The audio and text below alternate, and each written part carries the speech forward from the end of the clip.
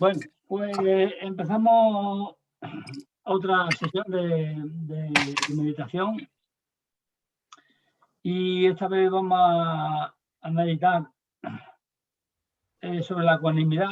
Ya es la cuarta meditación, bueno, es la quinta porque eh, mm, hicimos una presentación de los 4 inconmensurables y que son el amor, la alegría, la compasión y la ecuanimidad. Sería la última.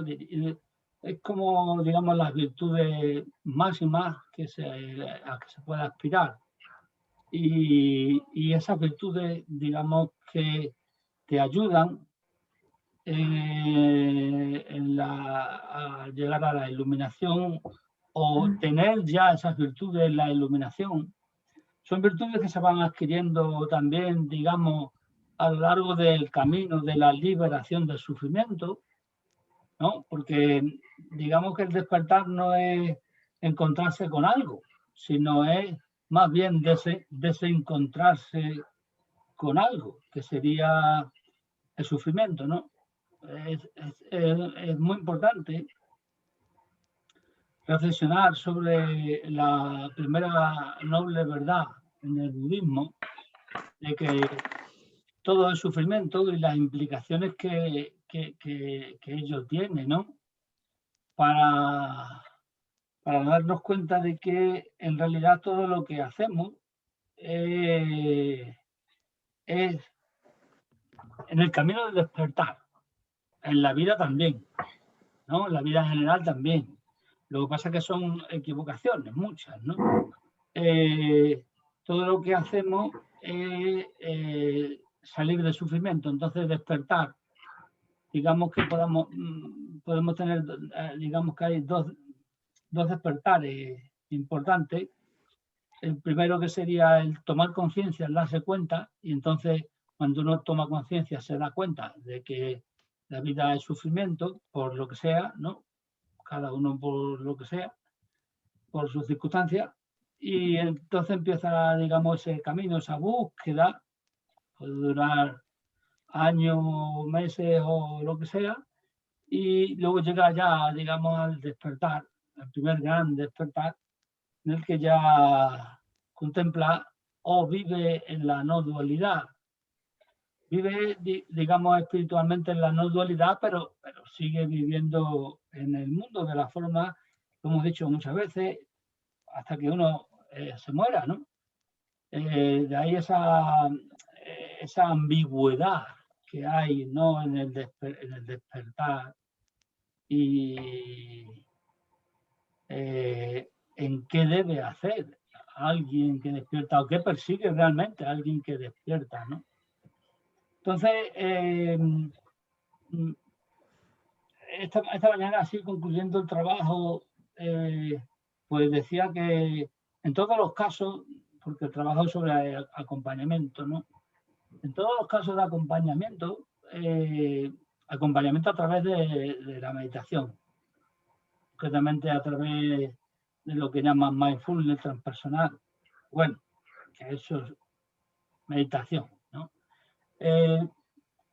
Lo que hay que mostrar es el sufrimiento, y la mejor manera de mostrar el sufrimiento es mostrar que todo es perecedero, que todos vamos a morir, que nos vamos a deteriorar, que vamos a enfermar, que muchas cosas de esas ya nos han pasado, que estamos envejeciendo, que cada vez podemos hacer menos cosas, estamos más limitados, ¿no? Como hablábamos antes de los palitos estos para andar, ¿verdad? Y que al final moriremos y empezará el proceso de putrefacción. Y es que eso es lo que hay, ¿no? Entonces, contemplar eso no es masoquismo y tal, y regodearse, no, es simplemente un acto de tomar conciencia de que la vida es sufrimiento, de que es pérdida de los amigos, pérdida de los seres queridos, pérdida de uno mismo, de ganas de vivir, que la vejez conlleva todo eso, el abandono, la soledad, el que ya no tiene uno ganas, el que si tiene ganas no puede, etcétera, etcétera, ¿no?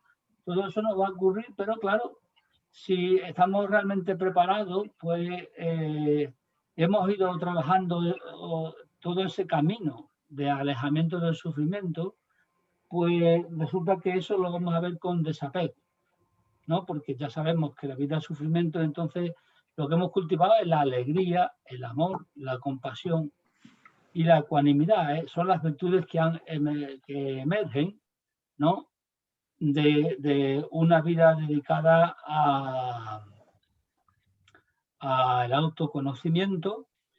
Y entonces el despertar o la iluminación no es más que haber conseguido liberarse, es decir, es liberación, ¿no? Liberarse del sufrimiento. Ya no, uno ya no sufre, pero no sufre porque no se cuenta historias, no se cuenta relatos sobre sí mismo, no se identifica. Y entonces, por ejemplo, nos dice, ay, qué pena, que es que estoy enfermo, que es que no puedo. No, uno está enfermo, no puede y eso es inevitable. Es decir, el dolor lo va a tener. Ahora bien, lo que no va a tener es el sufrimiento. Que es que son dos cosas distintas. El sufrimiento lo pones tú. El dolor está ahí, en la propia existencia. Es una característica de los seres vivos y además es que digamos que es una adaptación biológica, evolutiva, que avisa de cosas, ¿no? El problema es enredarse en el dolor, ¿no? Bien, entonces pues lo que os contaba, que concluía esta mañana el trabajo del acompañamiento filosófico diciendo que en todo acompañamiento es imprescindible mostrar la primera noble verdad. Es decir, que le pase a uno lo que le pase. Bueno, claro, esto vale para el acompañamiento y vale para la búsqueda espiritual, ¿no? Le pase a uno lo que le pase, tenga estrés, tenga ansiedad, tenga depresión, le haya dejado su pareja, se le haya muerto el hijo. Es decir, todo a toda persona que puedas acompañar, que es simplemente acompañar, porque no va a curar de nada ni nada de nada, ¿no? Simplemente va a estar ahí, le puedes ofrecer una serie de técnicas basadas en la meditación o el mindfulness, como lo quieran llamar, y que va a servirle para, digamos, distanciarse de ese sufrimiento, porque ya no va a contarse esa historia, va a trascender la ignorancia, que es otra de las cosas que vamos a hacer. Después de esto vamos a ver los tres venenos del alma, ¿no? Y el primero es la ignorancia, ¿no? Entonces salva uno la ignorancia, supera uno la ignorancia y al superar la ignorancia pues se da cuenta de que lo que veía era ilusión, era maya, era el mundo de las apariencias o el interior de la caverna, ¿vale? Bien, y entonces digamos que lo que emerge en esa travesía de la búsqueda espiritual que abarca todos los ámbitos, las dimensiones de tu vida, pues son esas cuatro virtudes y la última es la ecuanimidad, ¿no? Dije que como ejercicio así de reflexión se podía comparar con las cuatro virtudes cardinales de los griegos, que son las que nosotros hemos heredado, que son la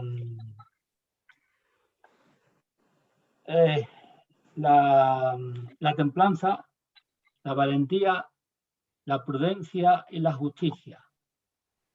No hay una equivalencia de una a otra, pero por ejemplo en la justicia sí hay cierta equivalencia con la ecuanimidad, ¿vale? Y es curioso porque tanto en un sistema como en otro la ecuanimidad es como la rectora de las demás virtudes y la justicia también es la rectora de las otras tres virtudes. ¿Vale? Bien, ¿y qué es la ecuanimidad? Porque la ecuanimidad suena más a algo así, un poco más de la vía de la sabiduría o de la vía del conocimiento, la vía intelectual, ¿no? Que no de la vía de las virtudes o de la vía del corazón, ¿no? O de la compasión. La ecuanimidad según la definición del diccionario de la RAE, pues tiene las dos acepciones, ¿no? La del conocimiento y la del estado anímico. La ecuanimidad es, digamos, un estado anímico de equilibrio, de paz, de serenidad, de sosiego. Y desde el punto de vista del conocimiento, la ecuanimidad es la capacidad de juzgar,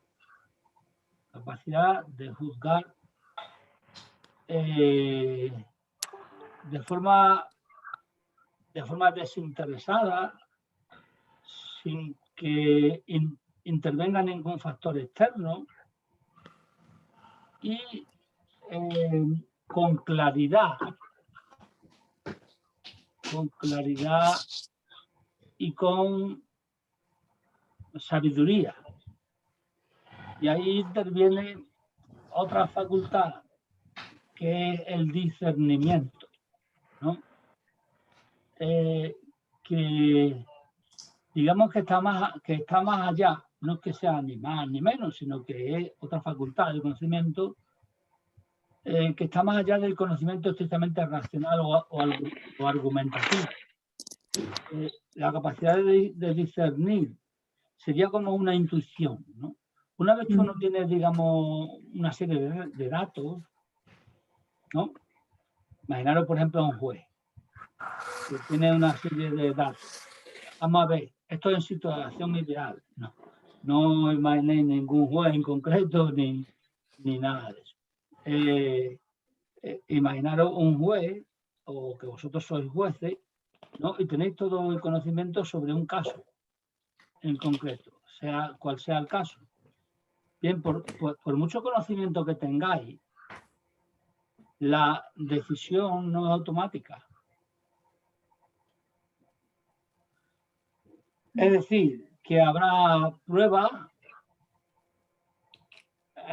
a favor y pruebas en contra.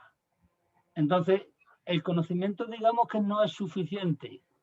Hace falta un acto de intuición. Eso es lo que los orientales llaman el discernimiento. Nosotros lo llamamos intuición, ¿no? Conocimiento intuitivo. Desde muy antiguo, lo que pasa es que, claro, la historia del conocimiento, en este caso la historia de la filosofía, de las ideas, de la ciencia, la cuentan los vencedores, y los vencedores han sido la línea racional, argumentativa o lógico-argumentativa, o lógico-matemática, ¿no? Entonces, pues, se ha pensado que el conocimiento máximo es el conocimiento argumentativo, cuando eso no es así, es decir, no habría ni una sola teoría científica sin la tercera facultad del conocimiento, es decir, sin el discernimiento, sin la intuición, que es a lo que los que están en el mundo artístico conocen como la inspiración o la intuición o lo que sea, y los científicos que son innovadores o creadores, pues reconocen como un algo que les ocurre que va más allá de la mera argumentación, es decir, no se llega por argumentación a algo nuevo. Puedes desarrollar todos los teoremas que sea, pero no ninguno nuevo. Es decir, cuando digo nuevo, digo que se da un salto cualitativo que nos muestre una realidad distinta a la que se nos mostraba antes. Es decir, Einstein no sigue una línea argumentativa desde la física de Newton y de Maxwell a la suya, sino que Einstein va a dar un salto. Y ese salto lo da porque tiene un discernimiento, una intuición de cómo podría ser el universo, ¿no? Y eso es la creación, ¿vale? Ese es otro modo de conocimiento que tiene mucho que ver con la mística, con el arte, con la cuestión espiritual que nosotros estamos viendo. Entonces, es importante que tengamos en cuenta eso. En la ecuanimidad tiene lugar el discernimiento, que no es razonamiento. Cuidado que yo insisto muchísimo en el hecho de que exista esta facultad. No quiere decir que sea superior a ninguna otra, sino que es otra facultad que integra todas las demás, ¿no? Es decir, desde la sensibilidad hasta el razonamiento queda integrado por la intuición. Pero la intuición no es todo, ni lo último, es decir, es donde se integra, digamos, hay como una pirámide del conocimiento y ahí va a parar todo. Entonces, cuando no se deja a un lado, como hace digamos, la nueva espiritualidad, no se deja a un lado la razón, el pensamiento. Sin razón y sin pensamiento no vamos a ninguna parte. Y insisto, lo que he dicho muchas veces, pero en el budismo tibetano, si veis las meditaciones del budismo tibetano, tienen 3 partes. La primera parte es la de la relajación y tal, el cuerpo empieza a relajarse para que, digamos, deje lugar a la mente. Pero primero deja lugar a la mente lógica, porque seguido a la relajación, bueno, la relajación sigue durante todo el proceso de meditación, ¿no? Digamos, la relajación es un proceso que se pone en marcha y el cuerpo se empieza a relajar. Viene la segunda parte, que es que llaman ellos la meditación analítica, que es un argumento o un conjunto de argumentos sobre algo. Por ejemplo, vamos a hablar sobre la ecuanimidad y explicar lo que es la ecuanimidad, ¿no? Como estamos intentando explicar ahora aquí, ¿verdad? Y luego ya viene la tercera parte de la meditación tibetana, ¿no? El modelo tibetano general, porque hay muchas escuelas, ¿no? Que es la meditación estrictamente hablando, es decir, la meditación en la que no hay discurso mental, no hay argumentación. Bueno, digamos que no hay. Que no se le presta atención, que digamos que uno presta atención a otras cosas para que se focalice esa atención y se focalice la intención. Si vamos a meditar sobre la ecuanimidad, la intención tiene que estar en la ecuanimidad. No tiene que estar en lo que voy a hacer mañana, ni tiene que estar en la compasión. No estamos en lo que estamos, ¿no? Por eso es muy importante hacer ejercicios de concentración, que eso se salta mucho en la meditación de ahora. Van a meditar y lo que hace es divagar. Es que meditamos mucho divagando, fantaseando, meditamos mucho con la mente, es decir, pensando y no sintiendo en el cuerpo, ¿vale? Y esa no es la meditación. Bien, pues una vez que he explicado un poco lo que es la ecuanimidad y la he relacionado con el discernimiento, bueno, claro, al estar relacionado con el discernimiento, digamos que la ecuanimidad sería la sabiduría, ¿no? es la imagen de la justicia que es ciega pero es sabia. Es capaz de equilibrar la balanza a pesar de tener una venda, ¿no? Esa es la sabiduría. No necesita los ojos, que sería la argumentación. No necesita de la argumentación para saber dónde está el fiel de la balanza, es decir, el justo medio, el equilibrio. Tiene que ser el justo medio estrictamente geométrico, sino que es el justo medio desde el punto de vista cualitativo. Cuidado, que esa es otra historia. Entonces, para eso hace falta discernimiento, que es la facultad de la intuición, de la creatividad, ¿vale? La que ha dado lugar a que seamos capaces de construir un mundo. Somos animales que tienen un mundo. El mundo es una creación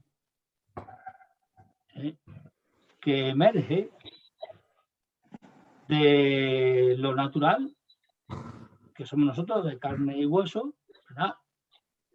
Pero aparecen cosas nuevas porque el concepto, la idea o el valor de fraternidad no se puede reducir a un conjunto de reacciones bioquímicas, ni ese conjunto de reacciones bioquímicas podría reducirse a la química que lo produce, ni esa química a la física, sino que, digamos, hay saltos que son emergencias, no, digamos, cosas absolutamente nuevas, no, porque entonces estaríamos en la dualidad, sino emergencias dentro de una misma unidad, que es el concepto de no dos. Bien, y entonces, eso era lo que quería contar más o menos hoy. Y bueno, si tenéis alguna pregunta, la dejamos para después de la meditación, porque si no, no nos da tiempo a meditar, porque habrá gente que se tenga que ir, porque como esto está programado de 7 a 8. Quería decir otra cosa. Lo que vamos a hacer hoy, digamos, es una visualización. Pero como venimos acostumbrando, porque ya como somos grandes meditadores, ¿verdad? Pues vamos a meditar en silencio, ¿no? Pero lo que os propongo es una visualización. Una visualización de algo, el que quiera, cuidado, el que quiera. Una visualización de una persona, un maestro, un santo, o alguien conocido, o un ancestro nuestro, o yo qué sé, alguien de la historia que muestre la cualidad de la ecuanimidad, o si queréis, los cuatro inconmensurables, y lo visualizamos delante nuestra,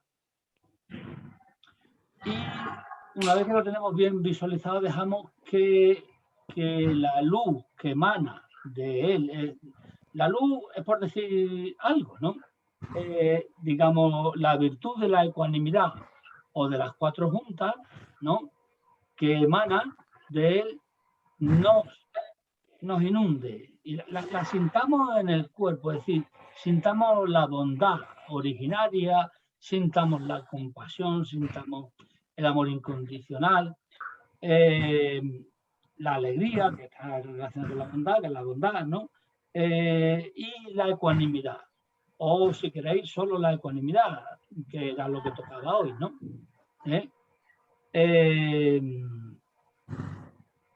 Y una vez que nos inunde, que sintamos que somos esa virtud o esas virtudes, percibimos cómo nos sobrepasan y inundan todos los seres del universo. Los llenan de esos 4 inconmensurables, los llenan de alegría, los llenan de compasión, de ecuanimidad o sabiduría, ¿no? Lo que queráis, ¿vale? De alegría, esto, ya lo dije antes.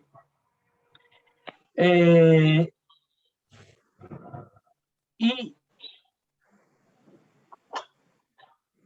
una vez que se expande por todo el universo, lo sentís como compasión, es decir, como amor incondicional, en el que vosotros ya no sois yo, sino todo lo que hay, sin dejar de ser el yo singular. Eso que hemos hablado, ¿no? Del ¿no? Y os dejáis que permanezca ahí. Y luego, si queréis, volvéis a vuestro estado original, pero sintiendo que eso que habéis visualizado se queda dentro. Es decir, es que vosotros sois eso. Tenemos que visualizar que nosotros somos el amor, la alegría, la compasión y la ecuanimidad. Lo somos, pero lo hemos olvidado. Y como lo hemos olvidado, pues digamos por ignorancia, no hacemos las cosas bien. Pero ahora tenemos esa luz y podemos recurrir a ella, ya lo sabemos, ¿no? Entonces nos hacemos responsables, esto es muy importante, nos hacemos responsables de nosotros mismos. No somos culpables de nada, pero sí somos responsables. A medida que más aprendemos, es decir, a medida que menos ignorantes somos, más responsables somos de lo que hacemos y de la vida que llevamos. No sé si habéis entendido esto, pero es que nos solemos quedar en no somos culpables. Vale, es cierto, no somos culpables. Esto es un cuento que nos han contado y nos ha destrozado la vida, etcétera, etcétera, y tal. Muy bien, vale. Pero una vez que te has dado cuenta de eso, te das cuenta de que era por ignorancia.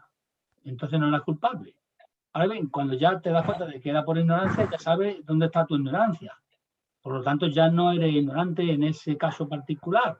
Por tanto, eres responsable de que cada vez que te pase esto, no debes actuar de esa manera, sino que es de otra manera. Eso tampoco tiene que crear culpabilidad porque falle. Claro que vas a fallar. Mucho más que una escopeta de feria, ¿no? Como se suele decir. Pero, bueno,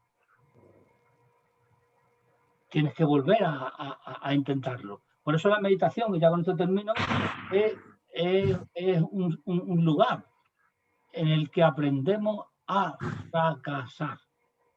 ¿Por qué? Porque cuando nos ponemos a meditar, nada más que ponernos a meditar a los 4 segundos ya fracasamos. Ya no estamos con la atención en la respiración, sino que estamos pensando en que si la cena que va a venir, que ahora que me tengo que ir, que ahora que mañana a ver qué hago de comer, que si el trabajo, mañana tengo que ver al jefe. Ya sabes lo que hay, ¿no? En fin, pues nada, sí, ya podéis silenciar los micrófonos, porque si no,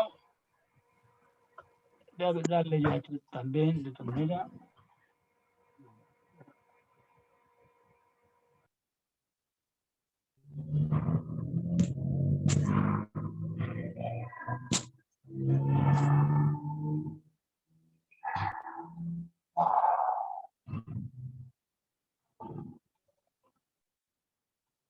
Bueno, ya está silenciado.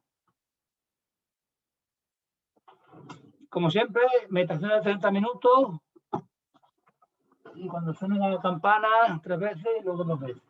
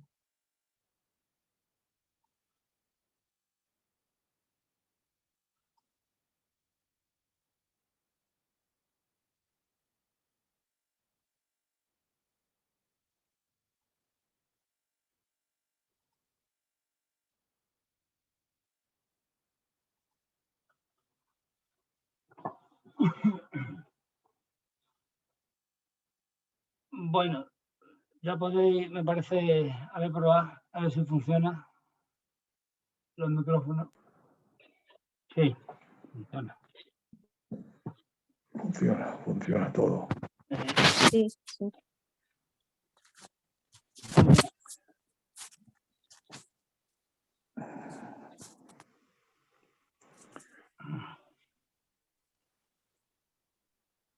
¿Qué tal la meditación?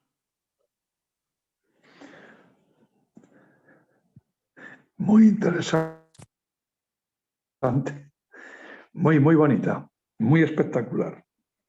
Muy todo. Bueno.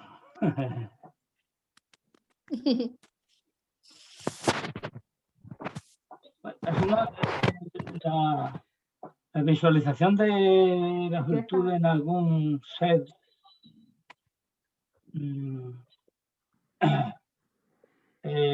son meditaciones, digamos, mediatizadas, porque la meditación, en realidad, como decía José Luis el otro día, meditar cuando se llega a la vacuidad, a no dualidad.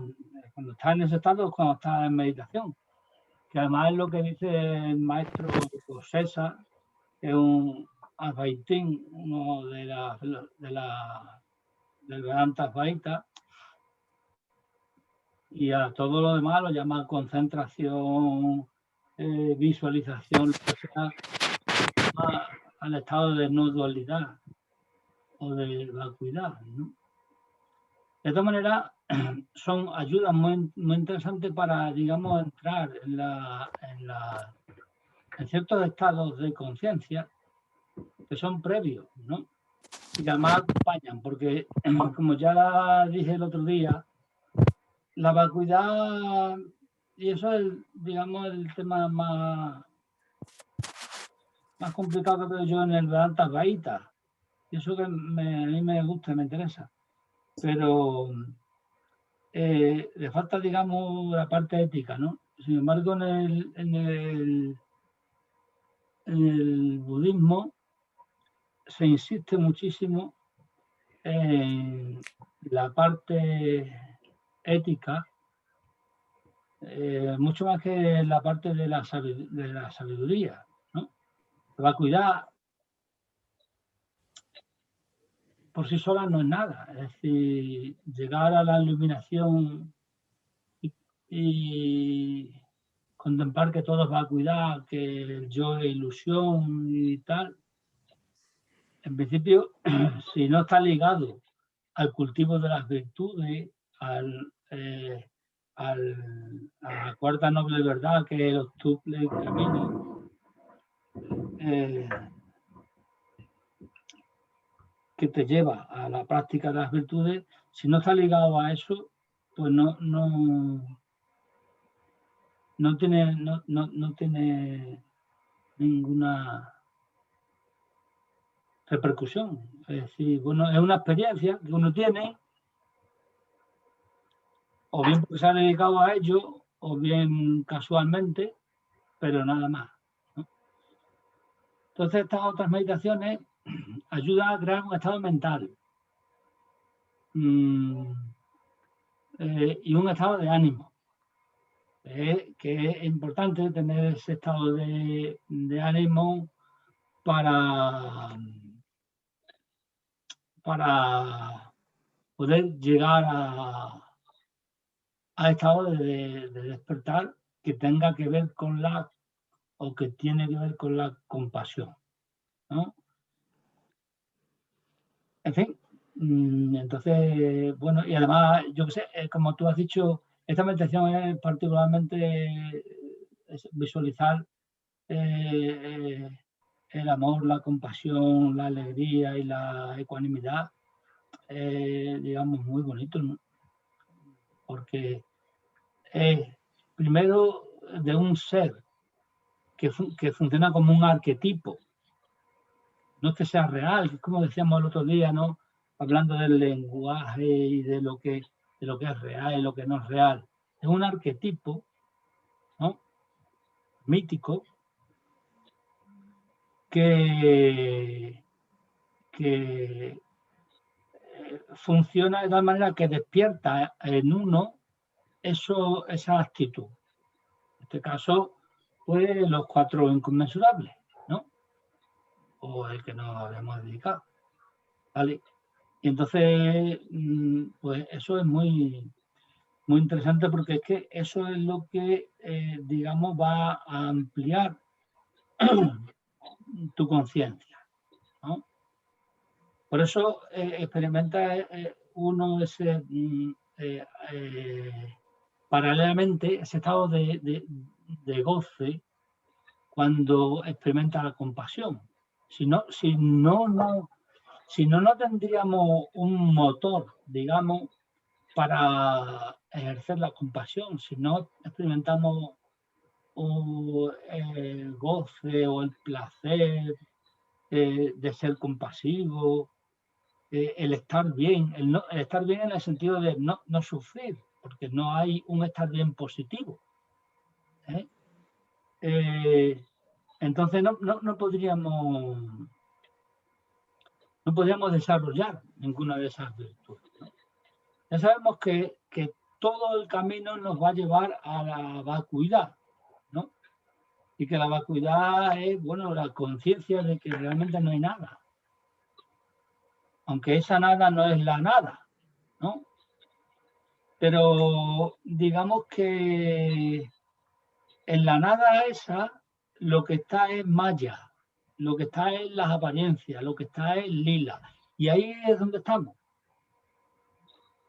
Y mientras que estemos ahí, pues podemos eliminar el sufrimiento. Y hemos encontrado además un atajo, digamos, que esto es, digamos, para el tema de jueves, ¿no? Un atajo que es el de la compasión, que es eliminar el sufrimiento del otro, ¿no? Y ahí uno se disuelve. Y cuando se disuelve, pues es la vacuidad.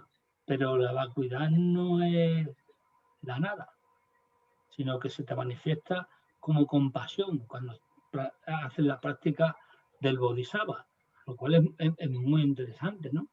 Porque toda la gente, ¿no? Por ejemplo, los programas de mindfulness, ahí ya veremos a ver cuando se lea el jefe el trabajo. Todo el tema del mindfulness va dirigido a eliminar mi sufrimiento. No. Yo no sé si vosotros habéis, bueno, sí, aquí los hay que habéis hecho meditación Todos los días. con Juan Manzanera, ¿no? Y dice los presupuestos de la meditación. Primer presupuesto: no meditamos para nosotros, meditamos para el despertar de todos los seres del universo. Eso díselo a uno de los de la escuela esta donde yo he hecho el máster, ¿no? El mindfulness, además de que te capacita para ser un negociante, es decir, a poner una consultoría, pues va dirigido esencialmente a disminuir tu estrés, que está muy bien, porque elimina sufrimiento. Pero esa no es, digamos, la dirección. La dirección es que si tú eliminas el sufrimiento tuyo, estás eliminando el sufrimiento porque tu sufrimiento procede de la ignorancia. Pero eso está eliminando el sufrimiento de los demás, que es que lo importante y lo auténticamente revolucionario. La mayor revolución que pueda haber y que se pueda pensar ahora mismo es la revolución espiritual.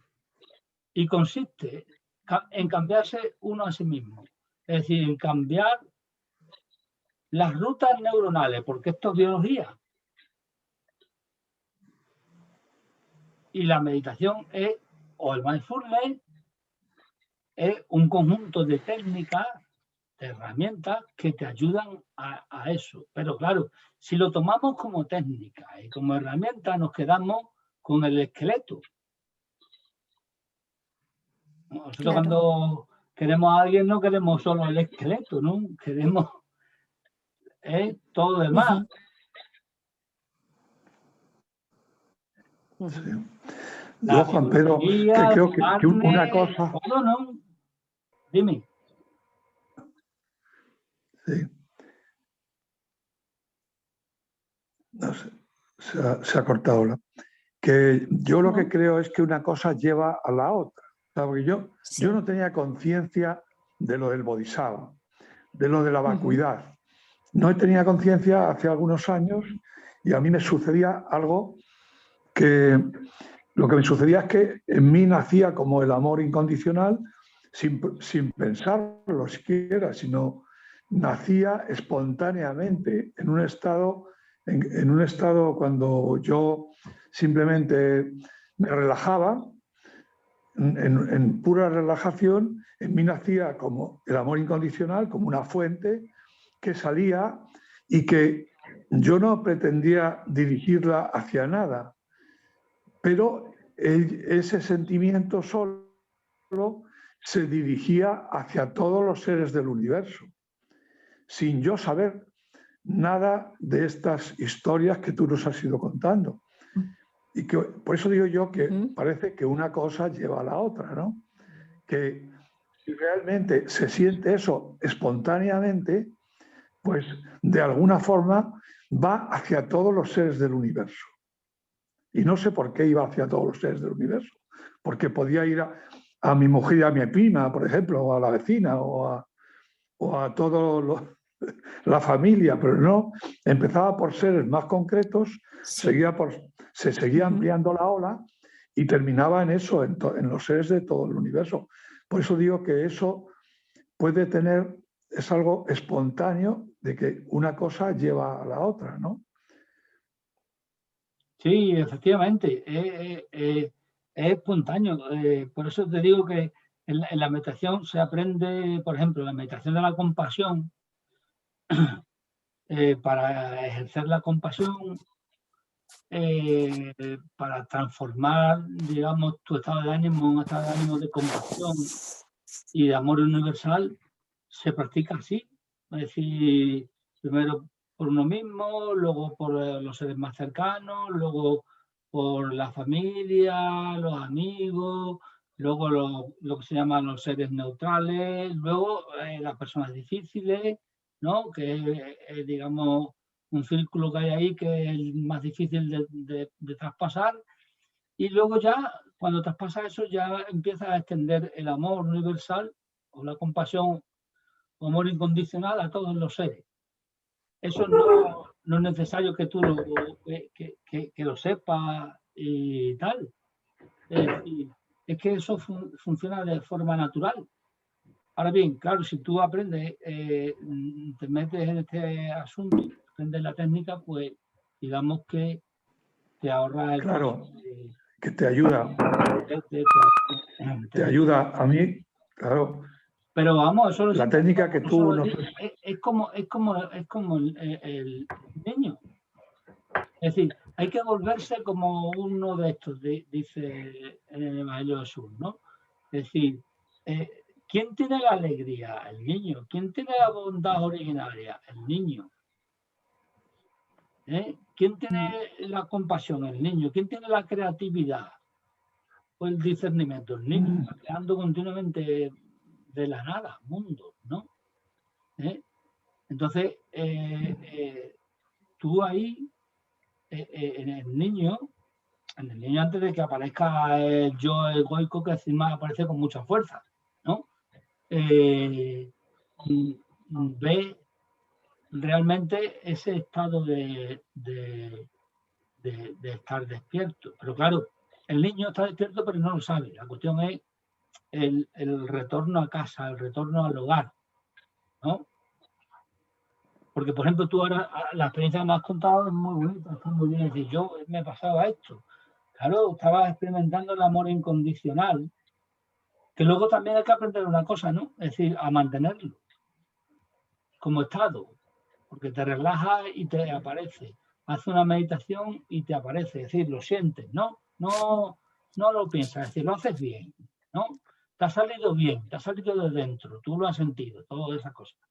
Pero luego en la vida diaria aparecen Sí. los apegos, ¿no? Y empieza uno a decir mío, esto y lo otro, yo, y Claro. se acabó el amor incondicional y estas cosas, ¿no? Claro.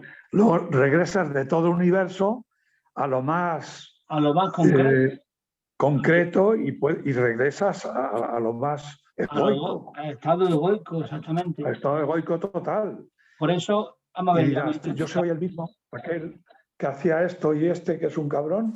Pues, claro, la meditación bueno, de la compasión te enseña el paso ese que tú nos has contado, ¿no? Que tú lo hacías espontáneamente, pero también te enseña a mantener ese estado. Es decir, si tú lo cultivas, tú en realidad lo que estás es cultivando ese estado de ánimo en ti, en la meditación y fuera de la meditación. Claro, como se dice hoy en día, y la ciencia, digamos, las neurociencias, pues lo han probado, que es lo que pasa cuando tú meditas en la compasión, por ejemplo, o en la bondad originaria, pues tú estás produciendo un estado de onda, luego estás produciendo nuevas rutas neuronales y cuando llevas 20 o 30 años, pues resulta que has creado estructuras neuronales nuevas. ¿Sí? Entonces, claro, sí, es que realmente ya eres otro. Entonces, esa creencia, por ejemplo, otra cosa que es importante tener en cuenta, y además lo digo porque Juan Manzanera siempre en las meditaciones lo dice, cuando habla de la motivación de la meditación. Primera motivación, medito por todos los seres del universo. Segunda motivación, pongo en duda todo mi sistema de creencias, ¿no? Es decir, me comprometo a no aferrarme a ninguna idea o creencia. Y eso se me ha ocurrido porque nosotros pensamos, y esto nos impide totalmente evolucionar. Pensamos porque es una idea que está en el ambiente y no la hemos analizado. ¿Cómo se llama esto? Que no se puede cambiar. Entonces, al pensar que no se puede cambiar, ¿qué es lo que sucede? Porque uno no cambia, se aferra a esa idea. Ahora bien, si uno sabe que se puede cambiar y hace el ejercicio para cambiar, pues puede cambiar. Con esfuerzo, claro, pero si esto yo siempre, las cuestiones éticas, esto es, digamos, ético-espiritual, ¿no? Las cuestiones éticas yo siempre cuando las enseñaba en comparación con el deporte. Tú no puedes decir mañana voy a correr un maratón, 42 kilómetros. Tendrás que entrenarte, ¿no? Porque tampoco. Bueno, además, y también depende de la edad que tengas y hay que ser realista, ¿no? ¿No? Esta es la cuestión. Bien. Pues lo mismo, es decir, voy a ser templado, voy a ser valiente, voy a ser prudente, ¿no? Voy a tener ecuanimidad, voy a cultivar la compasión, voy a cultivar el amor universal. Voy a entrenarme todos los días en ello. Todos los días, todo el día. No vale decir, hoy no corro porque hace un aire del norte que así me resfrío. No. Hoy no corro que hay muchos charcos por los caminos. O va y después echar las zapatillas a lavar, ¿no? Esta es la cuestión, ¿no? Y es que si no corre el maratón. No sé si la comparación sí, tiene su... claro, es así. Pero para lo concreto es así. Claro. Hay que entrenarse. Exactamente. La El espíritu tiene que virtud estar. es como un entrenamiento. Por eso hay una virtud que es el don, digamos, la bisagra de todas las demás virtudes, que es la valentía o el coraje. Tener el valor y el coraje de hacerlo. Es decir, ahora me voy a poner y lo voy a hacer. Pero no por cabezonería, sino porque estoy convencido de que eso me va a venir bien, ¿no? Claro. Me va a venir bien y va a venir bien a la humanidad. Porque si uno piensa, cuesta mucho trabajo quitar el yo y pensar en el nosotros. Siempre está uno pensando, va a venir bien, voy a estar más feliz o voy a sufrir menos. Y todas estas cosas, en vez de pensar, la humanidad va a cambiar. El mundo va a ser mejor si yo cambio. Porque va a haber por lo menos un tío que va a ser menos violento. Por lo menos va a haber un tío que va a desear menos cosas. O por lo menos va a desear menos cosas malas, ¿no? Para los demás y para sí mismo. ¿Vale? Entonces, por ejemplo, cambiar ese pensamiento ya es difícil. Hay ejercicios de no hablar en primera persona.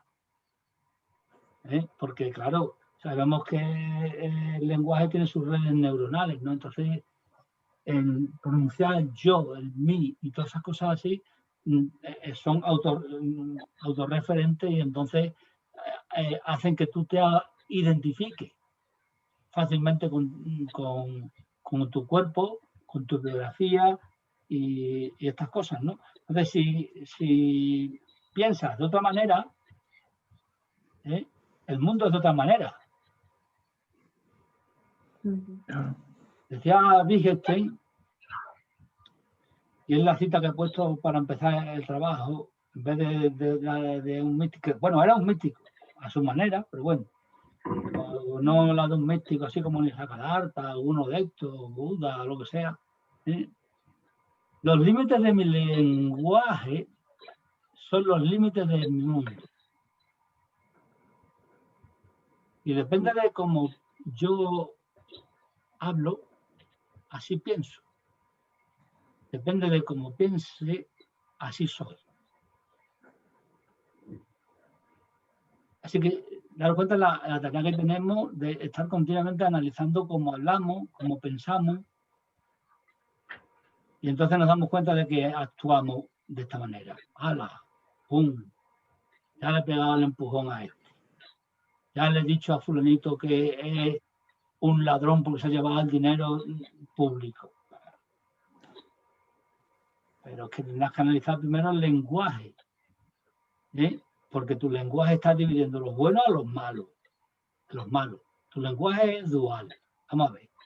Entonces, a lo mejor tienes que estar callado un mes para que el lenguaje no sea dual y tu cabeza empiece a funcionar de forma no dual.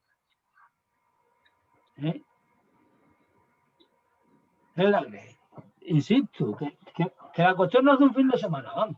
Que es que hay tareas y bueno, ya sabemos lo de la meditación. La meditación nos enseña a fracasar.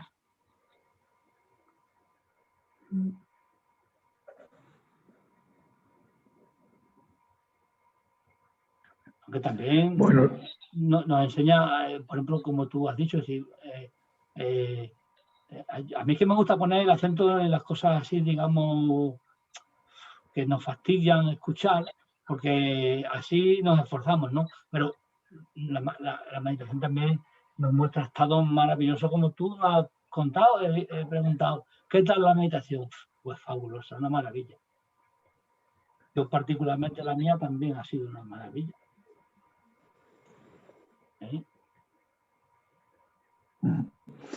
Bueno, una cosa que me ha gustado mucho, que yo no lo había hecho nunca, es lo de convertirte en la virtud. Convertirte en el amor, convertirte en la compasión, en la alegría. en todas las virtudes, digamos, ¿no? Y desaparecer tú y quedar la virtud funcionando y expandiéndose. Y, en fin, también es un estado muy interesante, porque se olvida uno de uno mismo también. Es también otro ejercicio de salir del estado egoico, ¿no? Exactamente. Ahora podemos coger o hacer las meditaciones estas sobre los 3 venenos del alma, o coger y hacer meditaciones de lo que se llama deconstrucción del yo, tanto budistas como del Vedanta Advaita o alguna taoísta. Ya sabéis que esto, vamos, yo hablo mucho de budismo y aquí le damos un enfoque budista porque, bueno, es lo que más conozco, ¿no? También el Vedanta Advaita, pero es que en Vedanta Advaita solamente hay una meditación, es que nada más que hay una. Es que se puede hacer de dos maneras. Yo soy eso o quién soy yo. De esas dos maneras, digamos, la manera positiva y la manera negativa, pero es más historia, ¿no? O podemos hacer eso o lo de los 3 venenos, como queráis. Y eso que decía es que la reconstrucción del yo de lo que trata es de llevarnos a la vacuidad directamente. Es decir, si el yo es una construcción, una ilusión, mi percepción es mi percepción. Pero como mi no existe, es ilusorio, pues al final acabo en la vacuidad. Hay un camino que recorrer en la meditación, ¿no? Para llegar a ese estado. Pero con ejemplos, que hay muchos, dentro del budismo hay muchos, se puede hacer. Las otras, pues que serían, digamos, dedicarle 3 semanas, 3 días, una al deseo, otra a la ignorancia y otra a la aversión o agresividad, nos permiten también visualizar y, digamos, dar el rodeo que hemos dado, por ejemplo, con las virtudes, ¿no? Como queráis. A mí bueno, de todas maneras, ya la semana que viene, según veamos, hacemos. Ya, no sé qué.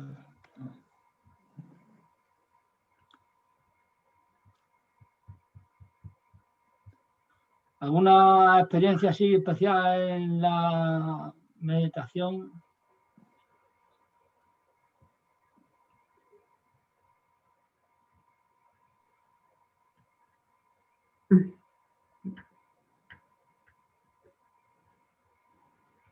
¿Qué pasa?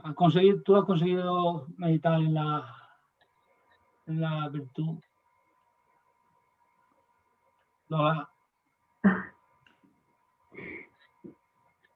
Ay, a mí es que me ha resultado un poco difícil hoy. Me ha resultado difícil. Bueno, que de vez en cuando uno no es capaz de conectar con uno mismo. La cuestión es conectar con el cuerpo. Si no es capaz de conectar con el cuerpo, es decir, el pensamiento te arrastra, pues te arrastra. ¿Qué le vamos a hacer? Sí, hoy he estado en cosas que no me, y no, bueno, pues no he llegado a sentirlo. De todas maneras, toda meditación es fabulosa, porque ahora tienes una tarea por delante, es decir, ¿por qué estaba pensando y no estaba en lo que tenía que estar? Es decir, ¿qué hay detrás de ese pensamiento?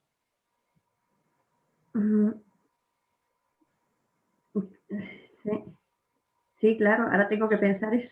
Claro, ¿por qué pienso? ¿Por qué estoy pensando? ¿Qué era una preocupación? No te lo estoy preguntando. Sí. Para que tú hagas como ejercicio. ¿Era una preocupación seria, un problema que tengo? un recuerdo serio, importante, que no me deja en paz. O era una distracción. No me era distracción, simplemente que no estaba el cuerpo para meditar y ya está, que no, ¿no? Entonces, Sí. en los dos casos hay que preguntarse, bueno, ¿por qué?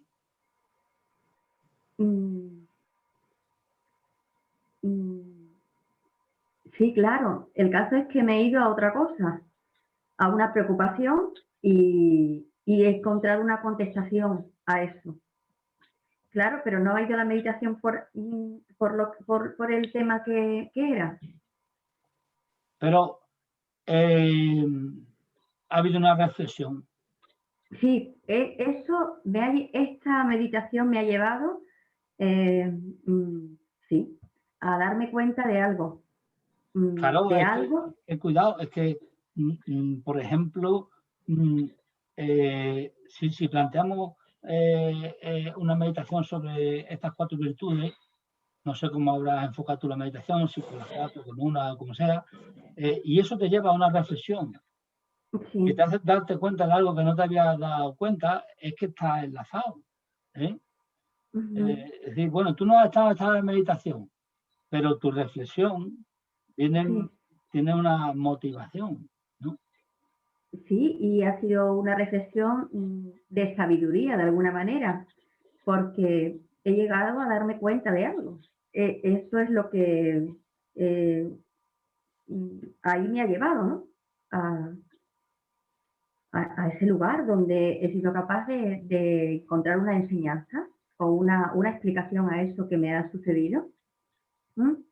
Claro, Que eso, era una preocupación que tenía.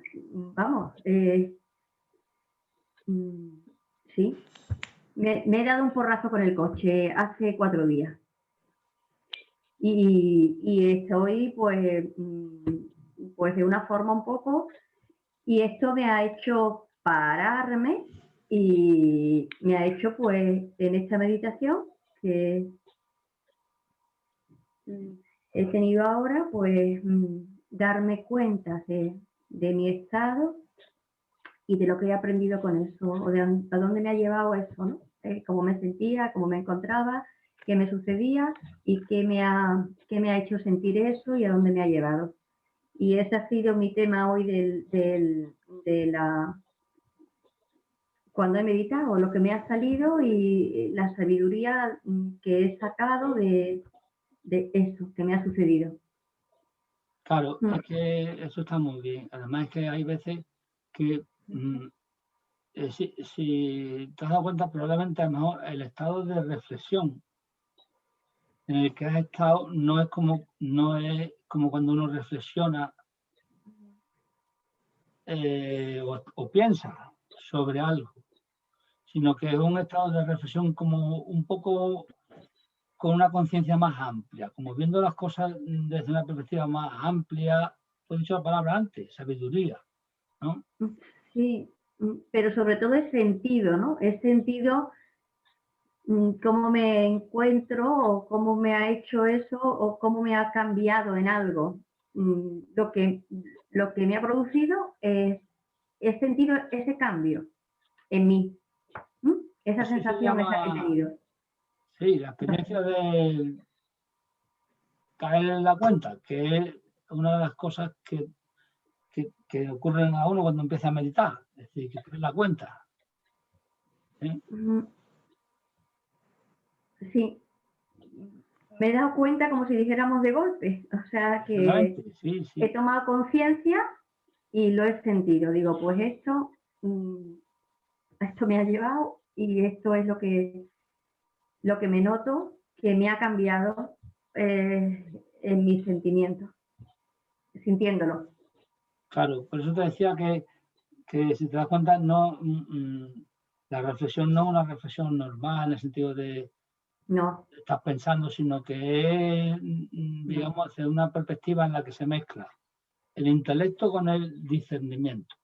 Es decir, el discurso con la intuición, con la creatividad. Sí. Y Es eso te lo distinto, ¿no? permite la- Pues entonces sí, de alguna manera he llegado a experimentar pues una meditación dentro de este concepto. Quizás me estoy dando cuenta ahora, ¿no? Que sí, hablándolo claro. contigo y... Y, y lo que puedes hacer es una meditación de agradecimiento. Siempre hay que agradecer. Siempre hay que agradecer. Sí, yo desde luego... Incluso ritualmente, es decir, poner las manos antes de empezar y después de terminar, no solo es el ritual, sino es, digamos, reconocer el ser que infinito que somos, que está dentro de nosotros y que está dentro del que está delante nuestra. Por eso se utiliza como saludo, el namaste, ¿no? Entonces, cuando tú estás haciendo meditación es un agradecimiento al ser, como tú eres el ser. Digamos que un agradecimiento de que hayas estado ahí,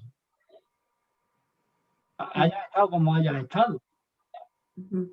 Hayas terminado con un dolor de pierna porque ha estado meditando 2 o 3 horas seguidas o simplemente porque te han picado mosquitos y no te podías relajar o porque no eras capaz de concentrar, de meditar, de concentrarte. Hay que agradecer siempre, ¿no? Fíjate, yo nunca lo he hecho, lo que estás comentando, ¿no? Cuando empiezas la meditación siempre se comienza agradeciendo y cuando se termina también agradeciendo, pero con un gesto, significa que es el de las manos, estás diciendo, y se dice namaste. No, Sí, es que yo no... esto es la misma palabra de namaste, pero digamos que lo que hay que es quedarse con lo que significa, ¿no? Con lo que significa ese gesto, que es un gesto de agradecimiento y de reconocimiento. Sí, lo que me acabas de decir, el reconocimiento de... Es muy bonito lo que significa, búscalo por ahí, así, porque es un texto un poquito largo, ¿no? Lo que significa el saludo de Namaste, cuando uno saluda a otro.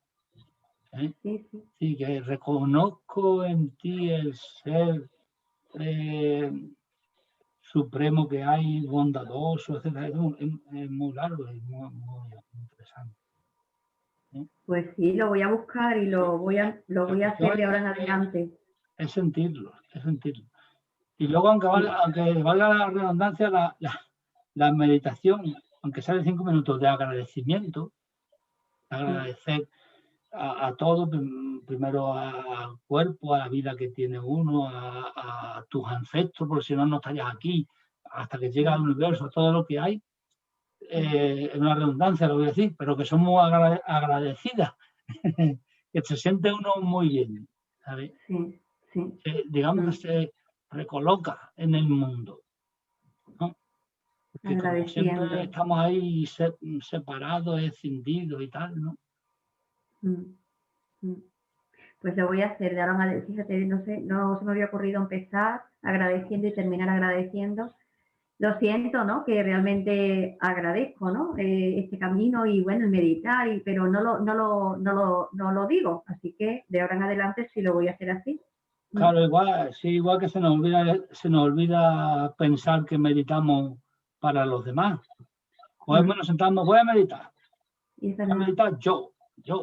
Y ya está inmediatamente meditando para uno mismo, pero vamos, son 99% de las veces. Luego ya cuando se acostumbra a uno, ya cuando empieza a meditar se da cuenta y dice, ay, bueno, ya corregido, ¿no? Siempre es corregir. Ya digo que meditar nos enseña a fracasar, a que fallamos mucho y eso nos hace ser condescendientes con nosotros, porque nosotros somos nuestros jueces más Sí, más duro, sí es más cierto. duro, pero más duro en el sentido de jueces injustos. Es decir, que Sí. es que nos flagelamos, no tenemos, Ujú. sobre todo, hay una parte nuestra que es de donde vienen después todos los problemas, que es la infancia, que nos hemos contado un cuento en el que nos hemos hecho los culpables de lo que nos ha pasado o de lo que ha pasado a nuestro alrededor, pero no somos ni conscientes de que tenemos el cuento ese hasta que empezamos a profundizar, y vemos las capas que hay debajo. En definitiva, cuando te pones a meditar, ves la primera capa. Uno se pone a meditar porque no está a gusto, porque ¿no? Entonces ve la primera capa de sufrimiento. Y luego, debajo de esa dice, anda, si yo es que sufría por esto, y luego por lo otro, y luego llega a estados más profundos y dice, no, pero si es que la cuestión es el bien de toda la humanidad, de todos los seres y tal, ¿no? Entonces ya empieza a cambiar el discurso, te empieza a cambiar la cabeza realmente, ¿eh? Pero todo es práctica, no otra cosa. Sí, sí. Eso que has dicho antes es cierto, ¿no? Cuando empiezas a meditar, yo, y verdad, que luego te das cuenta y dices, y cuando te das cuenta, ¿no? Medito por todos los demás, por exactamente, es verdad que a mí también me sucede en muchas ocasiones eso, que luego me doy cuenta una vez que llevas a lo mejor por la mitad de la meditación, ay, que porque todos los seres sean felices, que desaparezca sufrimiento, pero me sucede luego ya una vez que estoy dentro de la meditación y caigo en ello. Claro. Eso me ha pasado a mí también, sí, en ocasiones, que empiezas tu meditación y luego caes en la cuenta.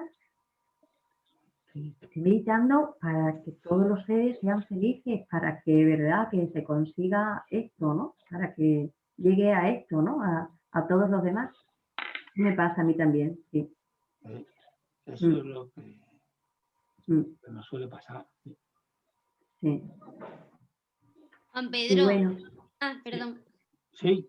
Es que hoy tengo que quitar la cámara. Que yo tengo una duda porque realmente en lugar de haber conseguido visualizar una persona que representara la ecuanimidad, no sé por qué me ha venido todo el tiempo la Tierra, o sea, como el universo en sí, como un símbolo de equilibrio, ¿no? Al haber definido, bueno, previamente y haber hecho la introducción antes de haber hecho la meditación sobre lo que significa la ecuanimidad dentro de bueno, la cualidad que supone, pues me venía, en lugar de haberme venido, o sea, de haber visto esa cualidad en una persona que me diera luz y tal, me venía la Tierra, el universo. Entonces no sé si, no es que sea correcto o incorrecto, ¿no? Pero puede ser también una opción o no sé.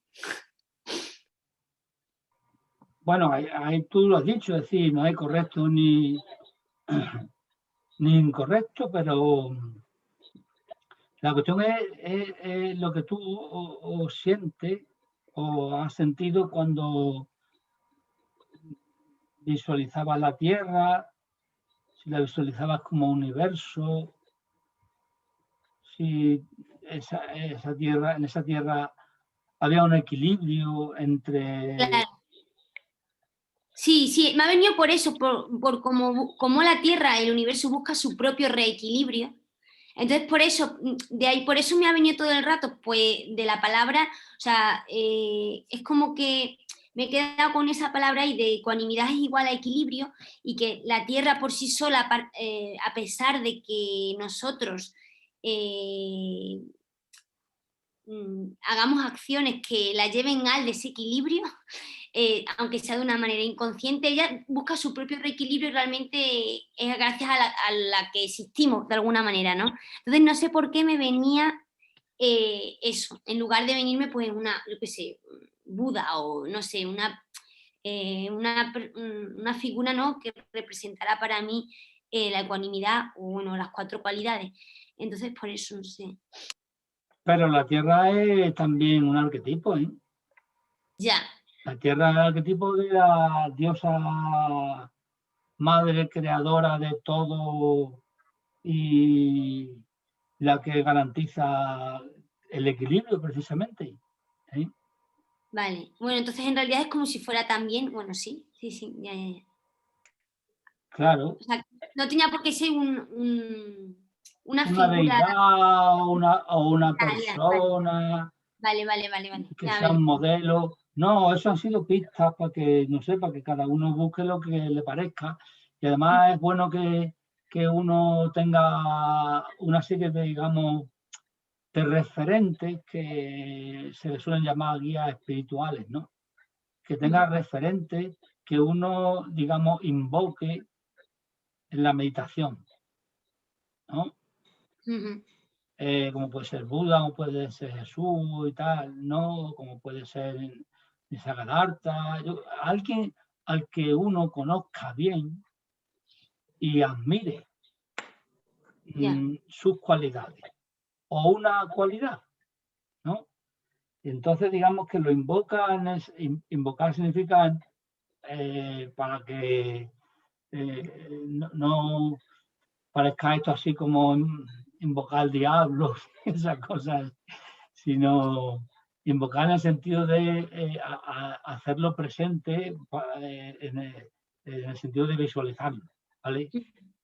Vale. Luego uno, esto es lo que hacía, por ejemplo, Jung, con lo que se llamaba la imaginación activa. Luego te puedes llegar lo que sea, porque tú estás pensando en el equilibrio y estás pensando en lo malo que hemos sido el hombre con la tierra. Entonces te aparece como el ser que equilibra un arquetipo que pertenece a toda la humanidad y a todas las culturas, que es la tierra como diosa. ¿Vale? Y claro, bueno, además de que puede haber más factores externos, ¿no? Si has leído, me parece que lo has leído porque me parece que te he visto un comentario por ahí, lo que ha puesto Alessandra de los hombres y las mujeres y tal. Sí, porque a la mujer Pues, alquimia, a esta mujer sí que la conozco yo de haber leído algunas cosas suyas, sí. Pues claro, eso también, esos factores externos pueden hacer que se dispare tu imaginación hacia un arquetipo u otro. ¿Eh? Y esta yo no la conocía, pero la buscaba en internet y he visto su blog y me he dado cuenta de por dónde anda, más o menos, de, digamos, cuáles son sus bases teóricas y tal, ¿no? Sí. Y claro, habla, digamos, pues bueno, la línea está así más alquimista en el sentido de en el sentido taoísta del término, de transmutación de unas cosas y otras, de un fluir de lo uno a lo otro, sin que lo uno y lo otro dejen de existir, pero lo uno y lo otro son a la vez como un fluido, ¿no? Y entonces por eso lo masculino dentro de lo femenino y lo femenino dentro de lo masculino y el equilibrio no es un equilibrio como el equilibrio de dos líquidos, ¿no? O de dos gases, no de dos sólidos, ¿vale? Pues eso también ha podido influir que tú tengas, y bueno, eso, ella habla mucho del paleolítico y todas estas cosas así, ¿no? Que claro, si nos ponemos a pensar, las que han mandado han sido las mujeres. Llevan las que han tenido el poder, no las que han tomado el poder. Las que han tenido el poder durante milenios han sido las mujeres. Y durante unos cuantos de miles de años ha sido el hombre que le ha quitado el poder. ¿No? 8 o 10.000 años, pero 30 o 40.000 años han estado ellas, ¿no? Las mujeres. Sí. ellas no, vosotras. y claro, entonces, eso está muy bien, porque el discurso feminista beligerante, dualista, que procede precisamente del sistema explotador, patriarcal y tal, lo que hace es, digamos, profundizar más en la decisión entre hombres y mujeres. Ya. Y al final lo que hace es trasladar el sistema patriarcal a la estructura de conocimiento de la mujer, cuando la mujer tiene otra estructura de conocimiento que lo que produciría es un enriquecimiento de la sociedad, ¿no? Para empezar haciendo caer el patriarcado, claro, porque si no, no vamos a ninguna parte. Claro. Entonces yo creo Claro, que puede haber influido todas esas cosas, ¿no? ya. Es que la Vale, tierra significa pues, todo eso que tú has dicho. Ya, claro, claro, claro. Vale, pues seguramente puede ser igual. Claro. ¿Y qué es lo que cuál es la obra, o sea, bueno, lo que has nombrado de Jung en los arquitectos? Imaginación. Jung inventó un método de análisis que es más psicoanálisis, ¿no? Imaginación, Que se sí. llama, inventó varias cosas, analizaba sueños y todas estas cosas, pero digamos que él su práctica, la práctica que hacía era lo que se llama la imaginación activa. Sí. Lo puedes buscar por ahí por internet, pero en alguna página de Jung, por ahí la Sociedad Española Jungiana, lo que sea, yo no sé. Algo de fiar, porque es que de Jung hablan mucha gente. Ya he mirado alguna vez cosas y no es fácil encontrar información. No, tiene que ser de alguna asociación oficial. Vale. Entonces busca cómo se practica la imaginación activa, que en definitiva es como una forma de meditar. Vale. Muchas gracias, Juan Pedro. En fin. Bueno, ha llegado la hora, ¿no? Ya ha llegado la hora. Serán las 9 ya, pues ya. Sí, uy, nos hemos pasado de la hora. Las 9:10. Las 9:10, hemos pasado de la hora. Bueno, ya pues. vamos a batir el récord ya. Sí. Bueno, pues. Una pregunta. ¿A qué hora es lo del miércoles de Manzanera, de Juan Manzanera? A las 7:30. La meditación de Juan Manzanera. A las 7:30. A las 7:30 de la tarde, ¿no? 7:30. Bueno, pues muchas gracias por la última información y por todas las anteriores. A ver si me acuerdo y pongo porque es complicado buscarlo. Tenemos liado. Vamos, lo tenemos liado, no, es que tiene muchas cosas en la página y no. El link para la meditación, ¿no? Sí, el link para encontrar el link para la meditación. Vamos, y los códigos y eso. Porque no puedes entrar solo con el link. Y además hay que entrar, con el código. pero no solo hay que ser puntual, hay que estar 5 o 10 minutos antes, que como se llena, más de 100 no caben en la sala. Pero entra, Juan Pedro, que se entra con el código y el ID y ya está, ¿no? Como siempre. Ya está. No, pero no con el link solo, no. Vale. Por ejemplo, aquí se puede entrar con el link solo. ¿Pero qué es el link? Es que yo no sé a qué se refiere. El link es el enlace. Vale, el enlace, vale. La página es... Vale. Sí, vale, ya. Sí, que hace falta el código. Hace falta y el código lo vas a poner tú. Hace falta. Sí, y el código no lo has puesto todavía, ¿no? No he puesto nada. Vale. Mañana sí. No has puesto, sí, el otro día pusiste. O cualquiera que se acuerde, yo si lo he puesto por ahí, ya no lo pongo. Me da igual. Vale. Muchas gracias, Juan Pedro. Bueno, y a todos. Gracias. Venga, adiós. Gracias. Vale. Nos vemos el próximo día. Gracias. Adiós. Adiós. Hasta el jueves.